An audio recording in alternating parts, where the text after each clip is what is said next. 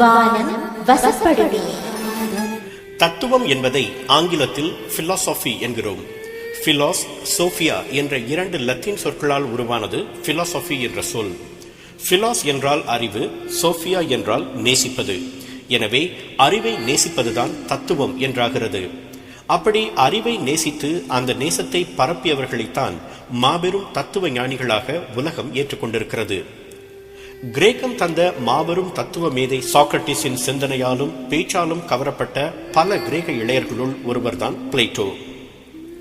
கிமு 427ஆம் ஆண்டு ஏதென்ஸில் ஒரு பணக்கார குடும்பத்தில் பிறந்தார் பிளேட்டோ. ஆனால் செல்வத்தின் மீது ஈடுபாடு இல்லாமலேயே அவர் வளர்ந்தார்.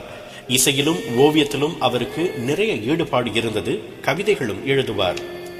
கிரேக்கத்தில் அப்போதெல்லாம் கட்டாய இராணுவ சட்டம் இருந்ததால் பிளேட்டோ சிறிது காலம் இராணுவ சேவையாற்றினார். போரில் கலந்து கொண்ட அனுபவமும் அவருக்கு உண்டு.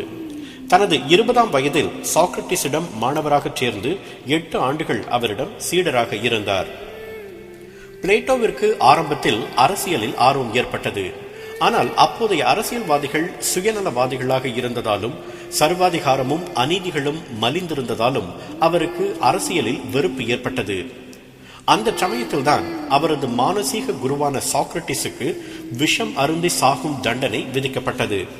அந்த மரணத்தை தடுத்து நிறுத்த முயன்றவர்களுள் பிளேட்டோவும் ஒருவர். சாக்ரட்டிஸின் மேல் பிளேட்டோவிற்கு இருந்த ஈடுபாட்டை கண்ட ஏதென்ஸ் நகர ஆட்சியாளர்கள் பிளேட்டோவின் மீது ராஜ துரோக குற்றம் சாட்டினர்.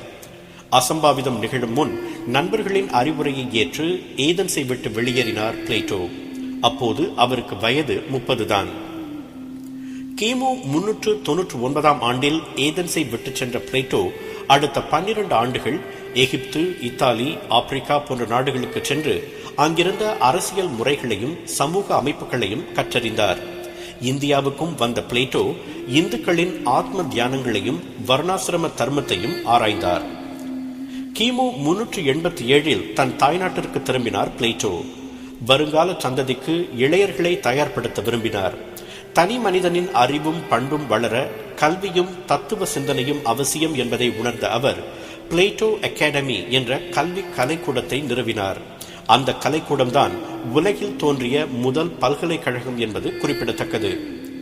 கிமு 4ஆம் நூற்றாண்டில் கணிதமும் வானியலும் செழித்து வளர்ந்ததற்கு முக்கிய காரணம் பிளேட்டோவின் அந்த அகாடமி தான். அது தொடங்கப்பட்ட 20 ஆண்டுகளுக்குள் அதன் பெருமை உலகம் முழுவதும் பரவியது. அந்த புகழ்மிக்க அகாடமியில் கல்வி பயின்றவர்களுள் முக்கியமானவர் கிரேக்கம் தந்த இன்னொரு தத்துவஞானி அரிஸ்டாட்டில். தனது அனுபவங்களையும் எண்ணங்களையும் ஒன்று திரட்டி பிளேட்டோ எழுதிய உலக புகழ்பெற்ற நூல் த ரிபப்ளிக். ஒரு நாடு எப்படி இருக்க வேண்டும், அது எப்படி ஆளப்பட வேண்டும், மக்கள் எப்படி இருக்க வேண்டும் என்று 2500 ஆண்டுகளுக்கு முன்பே சிந்தித்து எழுதப்பட்ட நூல்தான் அது. அவர் உருவாக்கி தந்த அரசியல் சித்தாந்தங்களும் சமூக அமைப்புகளும் இன்றளவும் பொருந்தக்கூடியவனவாய் இருக்கின்றன. பெண்ணுரிமை என்பது இந்த 21ஆம் நூற்றாண்டில் கூட சில நாடுகளில் அபத்தமாக மீறப்படும் ஒன்றாக இருக்கிறது. ஆனால் 25 நூற்றாண்டுகளுக்கு முன்பே பெண்ணுரிமையை வற்புறுத்தி இருக்கிறார் பிளேட்டோ. கிரேக்க மொழியில் பிளேட்டோ என்றால் பரந்த என்று பொருள். பெயருக்கு ஏற்பவே பரந்த சிந்தனைகளுக்கு சொந்தக்காரராக இருந்தார் அவர். பிளேட்டோ ஏறக்குறைய 80 ஆண்டுகள் உயிர் வாழ்ந்தார். அவருடைய இறுதி காலம் அமைதியாகவே கழிந்தது. பிறந்த தினத்திலேயே அவர் உயிர் பிரிந்தது. அவரது மரணத்தை கேட்டு மாணவர்கள் கண்ணீர் சிந்தினர். ஏதென்ஸ் நகரமே இருள் சூழ்ந்து சோகமயமாக காட்சியளித்தது. அவரது உடலை சகல மரியாதையுடன் ஏதென்ஸ் நகரமே அணிதிரண்டு சென்று அடக்கம் செய்ததாக வரலாறு கூறுகிறது. எண்ணமே செயலுக்கு அடிப்படை என்பதுதான் பிளேட்டோவின் அடிப்படை தத்துவம். எண்ணம் உயரியதாக இருந்தால் செயலும் உயரியதாக இருக்கும் என்று அவர் நம்பினார். அவருடைய எண்ணங்கள் உயரியதாக இருந்ததால் தான் உலகின் முதல் பல்கலைக்கழகம் உருவானது. ஒழுக்கமான அரசியல் சிந்தனைகளும் உலகம் முழுவதும் பரவின. வெள்ளத்தனைய மலர் நீட்டம் மாந்தர்தம் உள்ளத்தனையது உயர்வு என வள்ளுவரும் அதைத்தான் வலியுறுத்தி சொல்கிறார். உங்கள் எண்ணம் உயரியதாக இருந்தால் உங்கள் செயல்பாடுகளும் உயரும்.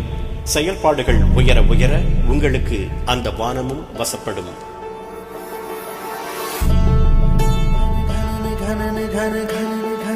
வானம் வசப்படுமே.